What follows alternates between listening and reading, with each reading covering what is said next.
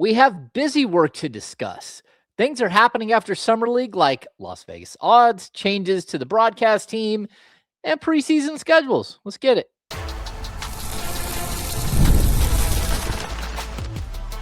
You are Locked On Kings, your daily Sacramento Kings podcast, part of the Locked On Podcast Network, your team every day.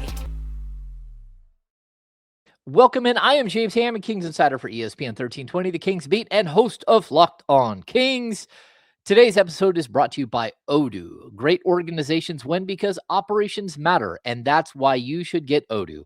Try for free today at odoo.com/lockedon. That's odoo.com/lockedon. All right, we got a busy show today, despite it being mid to late July. We're going to talk about in the first block, the Vegas is not buying the Sacramento Kings one iota. Nope, not at all. Number two, we're going to talk about the broadcast team getting an official makeover. And then in the third block, we're going to talk about the preseason schedule, which is already out. And we'll give a hat tip to Scott Perry for being on his P's and Q's when it comes to the preseason schedule. All right. Las Vegas is not buying the Sacramento Kings, not one bit. In the early predictions for win totals, the Sacramento Kings are projected to win just 22 and a half games. That's the lowest win total in the NBA. It's a 0.5 game improvement off of their last season win total. The next closest team, the Brooklyn Nets and Milwaukee Bucks, are tied. They're both predicted to win 25 and a half games. And again, that is a Milwaukee Bucks team that just traded Giannis Antetokounmpo, a Brooklyn Nets team that has fortified their team a bit. They got Julius Randle. They still have Michael Porter Jr., but nonetheless, a very young and very inexperienced team that was not very good last year. Let's just get to the quick analysis. This is tough. It's also fair. That's it. Last season, the Kings had both Russell Westbrook and DeMar DeRozan, who were aging stars, but they were also very consistent. They were solid. They were league average to slightly above league average by most metrics. DeMar DeRozan averaged 18.4 points per game and had a PER of 17.8. Westbrook averaged 15.2 points, 6.7 assists, 5.4 rebounds. Those guys are gone. Westbrook led the Kings in assists. He was also one of the better rebounders on the team. Also last season, Dennis Schroeder opened the season as the Kings starter at the point guard position, while Westbrook was a reserve. That lasted 12 games, of course, before Westbrook took over. But the point is that Darius Acuff Jr. is in line to start at the point guard spot for Westbrook. And we're talking about a 19-year-old. We're also talking about a 19-year-old that at this point does not have a true backup at all. Malik Monk is going to be asked, according to Scott Perry, Malik Monk is going to be asked to play the backup point guard some, which makes sense because he's kind of a do-it-all, backcourt guy off the bench. I'm okay with that. And also Nick Clifford is going to be asked to play some backup point guard as well. But that doesn't change the fact that the Kings have very little experience at that position.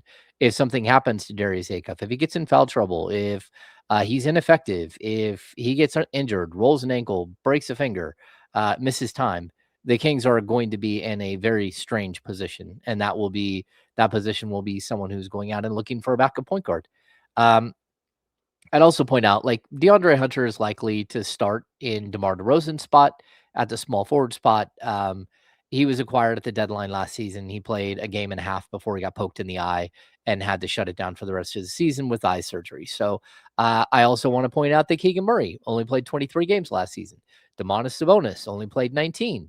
Zach LaVine played 39 games. All of those players, all three of them, are probably starters on this current roster. Actually, they should be starters. Again, Zach LaVine, two-time All-Star. You did not go out and get someone better. You've got someone who's different in Nick Clifford or Emmanuel Sharp, but whether they're better than Zach LaVine, the answer is no.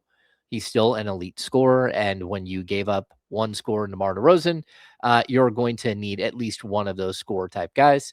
Domantas Sabonis, three-time All-Star, two-time All-NBA player. It doesn't matter that you have Max Reno. It doesn't matter that you have Dylan Cardwell. Domantas Sabonis is a better player. He's a better player today. Three-time reigning rebound champion up until last season when he got injured and missed a bunch of time. So this is what happens when you change front offices. Scott Perry is doing what new GMs do. He's tearing down the old and molding something new in his image. The problem is that he is facing an extremely difficult teardown and he's doing his best to build and build through the draft, build through budget transactions. And he's doing that because he's managing bloated legacy contracts that weren't his. And so like, look, I think this is going to be a difficult season. I do. It doesn't matter that, those three starters are going to be back that missed, 40 plus games each, some of them 60 plus games. It doesn't matter that Darius Acuff is on the roster. They are going to be faced with a lack of talent, a roster consisting of a huge amount of undrafted players and second round picks and players that came up through the G League. And that's okay. I mean, like, look, this is what a rebuild looks like. They want to call it a hybrid rebuild. That's fine too. But when you're talking about a hybrid rebuild and you're talking about starting a guy like Darius Acuff at the point guard position, Zach LaVine at the 2, probably Hunter at the 3, Keegan Murray at the 4, Domantas Sabonis at the 5. That means that second wave, your veterans in that second wave are going to be Malik Monk and Precious Achua. I get it. I get Vegas. I'd also add that it's not just the Kings that haven't really improved, because as of right now, getting Darius Acuff to get to a point where he puts up anywhere near what Russell Westbrook put up last season is going to be difficult. I mean, he might average a similar amount of points, 15.8, might even be a little bit more than that. The 6.7 assists, it's in reach, but I'm going to say he's probably going to be a little under that. The 5.4 rebounds, not a chance. Not a chance. I mean, Acuff had a difficult time getting one a game in Summer League, and I think that's going to be an issue for him moving forward. Defensively, he's going to be a bigger issue than Russell Westbrook was, and that's not a good thing because Russell Westbrook was an issue last year defensively. But then I also want to add this. If we go back to last season, there were a lot of teams that were just trying to lose every game. And, the Kings won games late in the season for a few reasons, but one of those was that the teams like the Jazz, the Wizards, the Pacers, the Nets, the Grizzlies, keep naming teams. There's more out there. They were willfully throwing games under the guise of tanking. They were saying, oh, well, we're not really tanking, but we are. And no, it's called throwing games. And so when you strip away all of that, and then you add in the relegation zone, then the bottom 3 teams are probably going to be teams that are just bad. And let's be honest, as of right now, until they prove otherwise on paper, the Kings are bad. And Vegas isn't always right. Again, they predicted last season that the Kings would win 34 and a half games before the season. And a lot of things went wild and crazy. Vegas missed by 12 and a half games the wrong way. The year before that, I think they had the Kings pegged at 38 games, maybe 42 games. They had them pegged at 42 games. They won 46. The year before that, they had them at, I think, 33 and a half games. And the Kings ended up winning 48. So Vegas isn't always right. But this is an uphill climb for the Kings. Not being in the bottom 3 is going to be an uphill climb for the Kings. They need to hope that a few of these other teams are bad again. They need to hope that karma wins out, that the basketball gods shine upon them. I'm not guaranteeing any of that will happen. I think Memphis is going to be in a bad spot.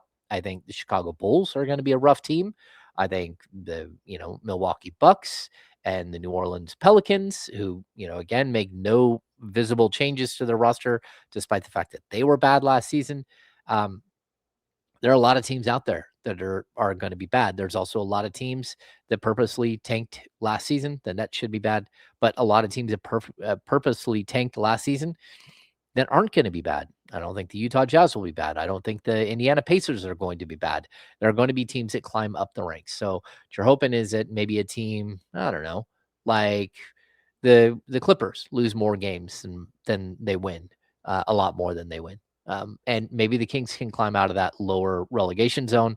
But I also look for Scott Perry to continuously look to make deals, which could make things even worse on the court. And that's just the way it goes.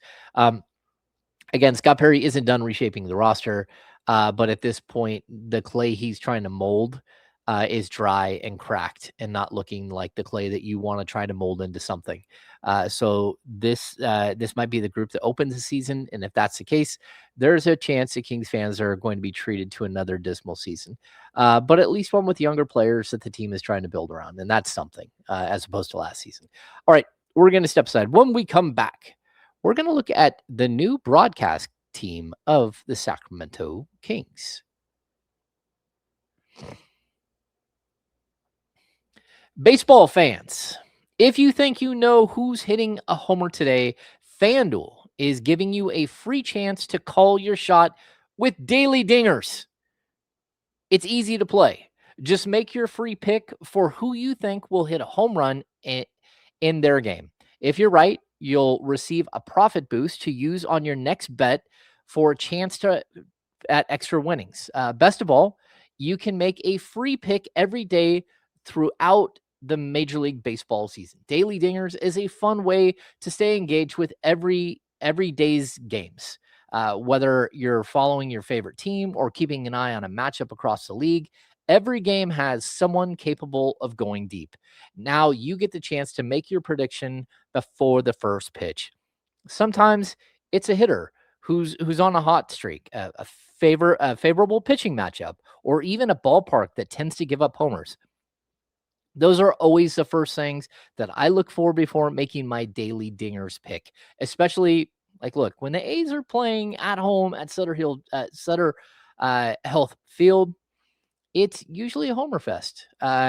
Even if Nick Kurtz is on the IL, I still think there's going to be home runs. I think you can still just go with Shea Langoliers. You might be able to get a home run. You might be able to, pad your stats a little bit. So, are you ready to play your game today? Join all the action at FanDuel.com. That's FanDuel.com to play Daily Dingers and make your free pick on who's hitting a homer.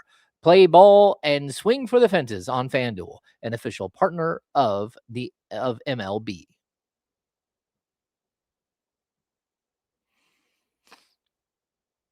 Locked On Kings is part of the Locked On Podcast Network, now the #1 sports podcast network. Thanks for making us your first listen of the day. Alrighty. The Kings announced some changes to the broadcast team on Monday afternoon. We're, of course, recording this on Tuesday. It'll go up Tuesday evening. So it's not really old news as much as I think it's news that has kind of been sitting there for a little bit, but we need to kind of have a discussion on what it all means.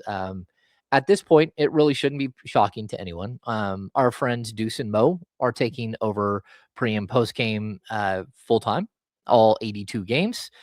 Dave Deuce Mason and Morgan Reagan. Very excited for this pairing.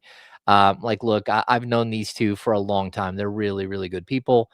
And they have carved out a very, very nice niche in Sacramento with their podcast. And also they put in the work as play-by-play announcer for Deuce and analyst for Morgan for the Stockton Kings. Morgan does a bunch of work with the Valkyries.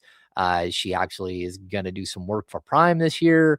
All of these things are a good thing.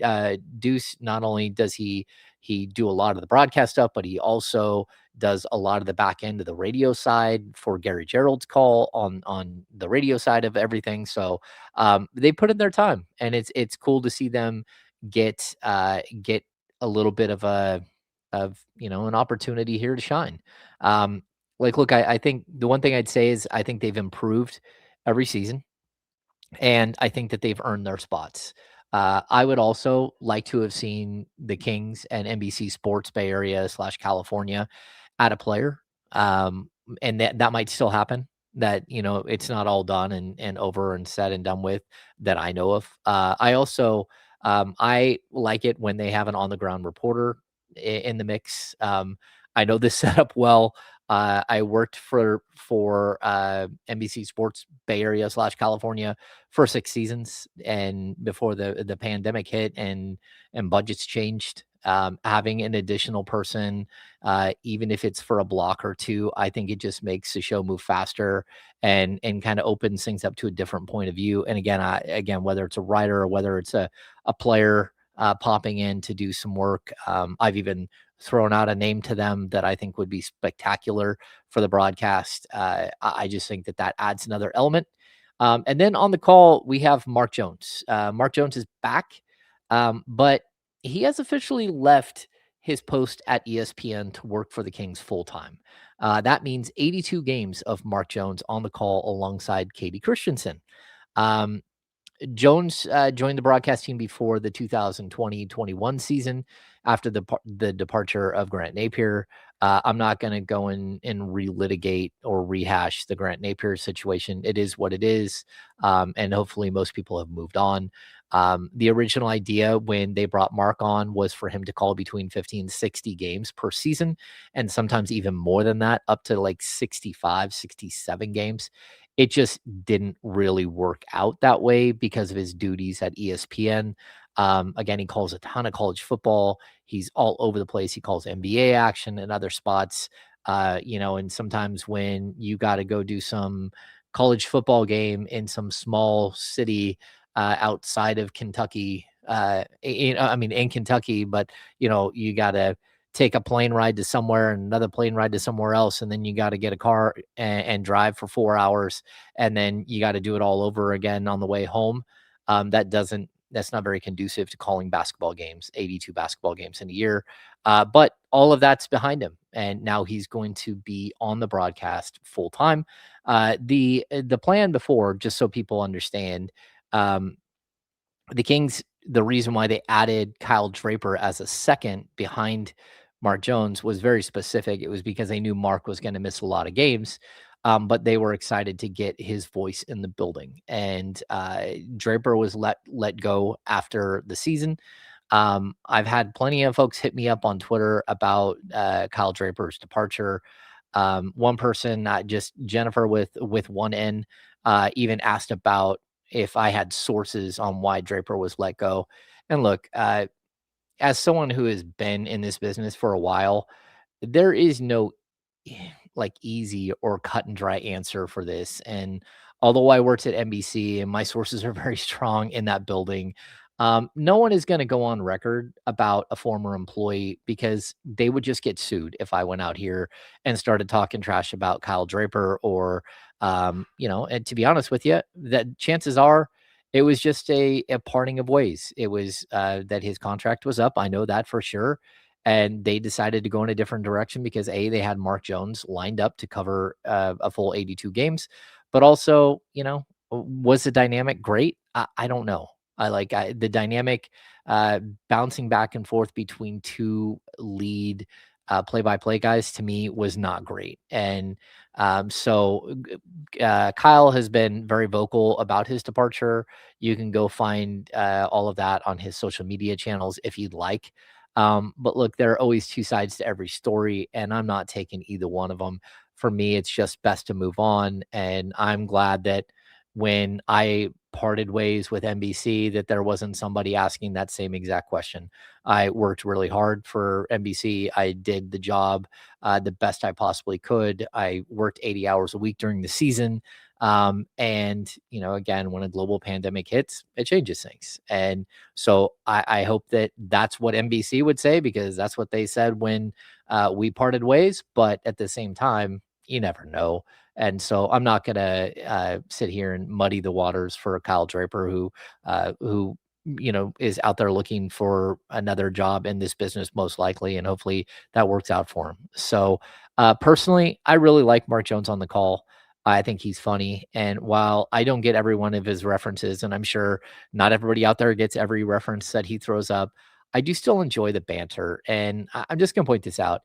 I'm sure there are a lot of people out there who have no idea what my good friend Jerry Reynolds was saying on occasion, because Jerry says some things that were crazy and they were funny and they were Jerryisms and we loved them.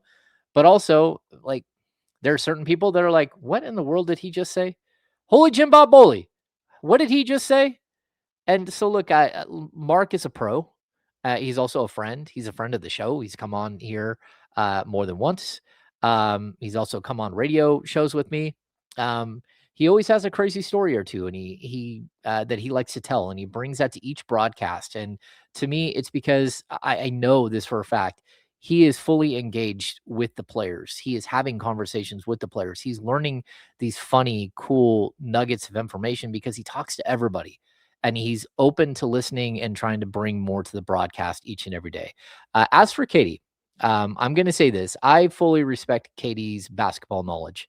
She played in the WNBA. She was a sideline reporter for a very long time before she got promoted to the main analyst job, replacing Doug Christie when Doug went to Luke Walton's coaching staff.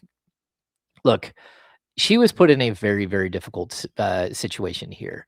And I think it's from the opening of her hire as in this position, splitting games with Mark Jones and Kyle Draper is not easy. And I'm also going to add that when she was hired, again, like during the 2021 season, we're talking about the middle of a global pandemic. Her first couple of seasons, there was plexiglass in between her and her broadcast partner, or like 6 feet of separation.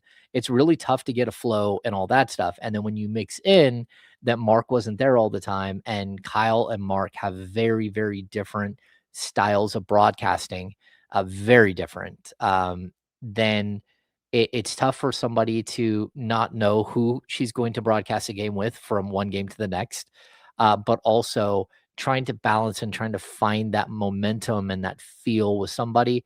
Again, Jerry Reynolds, Grant Napier had decades to work on their craft together.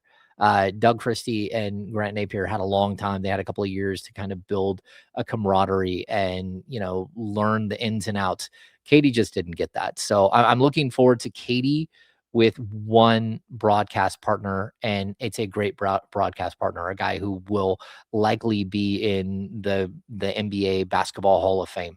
Mark Jones is tremendous. So I think this is a good thing. This is, for me, it's the best of all possible worlds. It just tightens the crew a little bit. I think, again, I would like to see an extra player brought in here and there just to add to a couple of elements to, pre and post and all that stuff. But at the end of the day, this is a really strong team, and I'm glad that Mark is going to be here for 82 games and give Katie that opportunity to really build momentum with a partner. So, all right, we're going to step aside. When we come back, the Kings put out their preseason schedule already, which to me I thought was really weird, but I did some research into it, and it's still kind of a little weird. We'll be right back.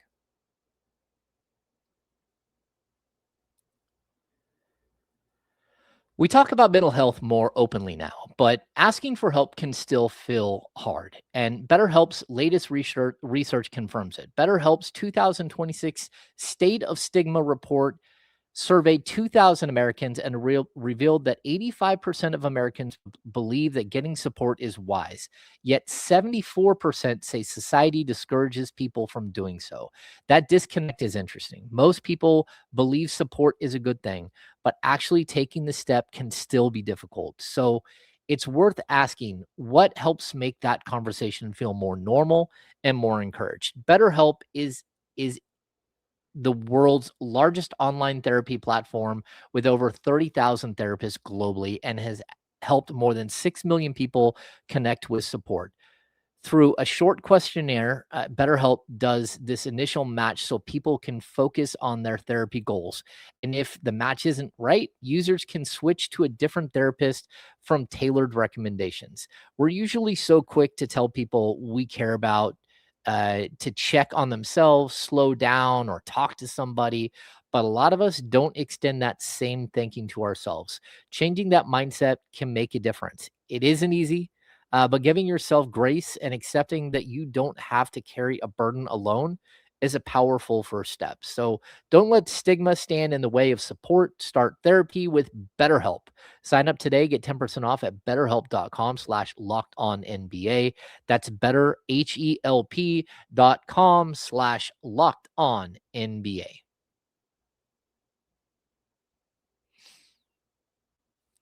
Okay. Again, this feels early. Maybe I'm crazy. I've been doing this too long, so like oftentimes it does feel crazy. But a mid-July preseason schedule release is a little wild. I'll accept it, but not without looking into it, which is what I did.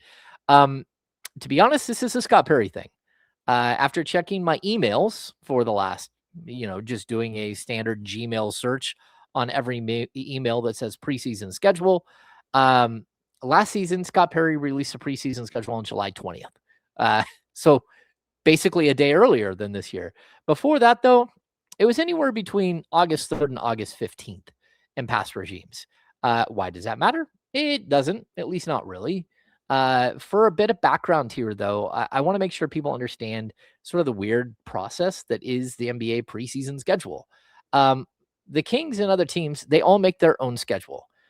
They talk to other teams, they work out dates and times on their own, and then they schedule them. And that is why for some years the Kings have 4 games. Like last season, they only had 4.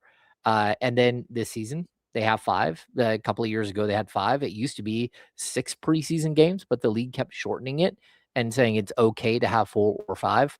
Again, you get to choose. You get to choose, but I think you have to have at least 3 preseason games on your calendar, 2 home, 2 away. Again, this is why the Kings sometimes play a team like Maccabi Haifa.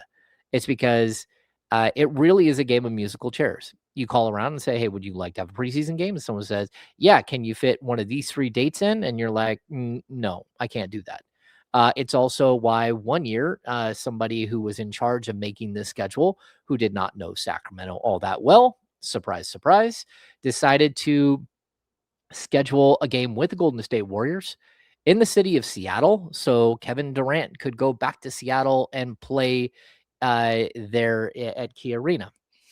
Except for it was a couple of years after the Kings almost got relocated to Seattle, which didn't make any sense. And again, was probably a snafu by somebody who did not know the history of the team. It's kind of an interesting thing. It's kind of fun. It's one of those nuances of the NBA that not everybody knows. Not everybody knows that the NBA's whistle is hooked up to to the clock, and every time they blow a whistle, it sends a signal and stops the clock, the game clock. So in pregame, if you're at the arena early enough, you'll hear a referee sit there and test all 3 whistles, like blow quickly and then see if it stops the clock and make sure that it matches and all that stuff.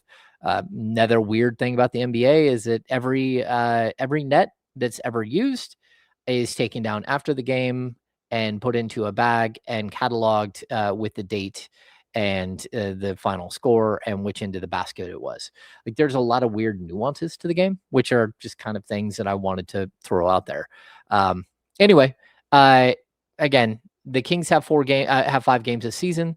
Again, usually your GM does all of this work. The Kings open up against the Lakers. Let's see, they open up against the Lakers in LA. No, at Golden One Center on October 5th. Then they go to LA to play the Lakers again on October 8th. And then they have a short trip to the Bay Area to play the Warriors on October 10th. They finish up their preseason schedule with a pair of road games, one in Portland on October 13th and another in San Antonio on October 16th. Last season, the NBA season kicked off on October 22nd. If that's the same this year, that would give the Kings roughly 5 days off before the start of the 2026-27 season. That's a good thing. I remember one year with Luke Walton, it was like over a week. And by the time they got to the first game of the season, they hadn't played forever, which was really strange. Here's why I like this particular schedule. First up, no back-to-backs. I think playing back-to-backs in preseason is lame, and I actually think it's dangerous. Players should have a build-up to the regular season. They should also have a day or 2 off between each preseason game to get on the practice court and work out kinks. This is trial and error. It's trying different combinations of players. It's trying different defensive schemes, different offensive schemes, seeing if it works, seeing if it doesn't. But when you're playing back-to-backs and you only have 4 games and all of a sudden the preseason schedule's over and you got a bunch of time before and a bunch of time after, and you played, 4 games and 7 nights, and all of a sudden you're just waiting around for the regular season to begin, I don't think that's healthy. Anyway, lastly, I think that the way that they have it spaced out is pretty cool, because you're going to have that one last game. And, look, the Kings are going to bring in some players here that aren't going to make the team. If you space out the schedule, it gives the coaching staff and the front office time to assess players. They know that they don't have to sit a player because he's going to have to play the next day or 2 days later. Most of their games have 2 days in between. And so this to me is like a very, very good way to not only bring along the starters, but also allow those other guys an opportunity late in the preseason to kind of shine and show you whether they can be ball players or if they're G League guys or if they're heading to Europe. And so, again, I think that's kind of cool. They get to assess players longer. So I think this is a win-win, even if it's 2 home games and 3 road games. All right. Thanks for tuning in. Make sure to follow me on social media at James_Ham, HAMNBA.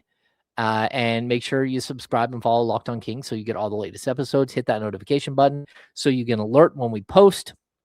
And then also jump in the comment section. It's awesome. And so for those of you on video, we now send you to the first ever 24/7 National NBA YouTube channel. On audio, make sure to make your second listen of the day NBA Game Night on Locked On NBA. Lastly, thanks for tuning in. Thanks for being part of the Locked On Kings family. Fully appreciate you guys. Fully appreciate you all sticking around while I went on vacation for a bit. And we're full bore now. No stopping us now. Going all the way through. Should be a fun run. Don't listen to Vegas. 22.5. Maybe a little bit low. Maybe a little bit. Maybe not. I don't know. We'll see. All right. That's going to do it for this edition of Locked On Kings. See you tomorrow.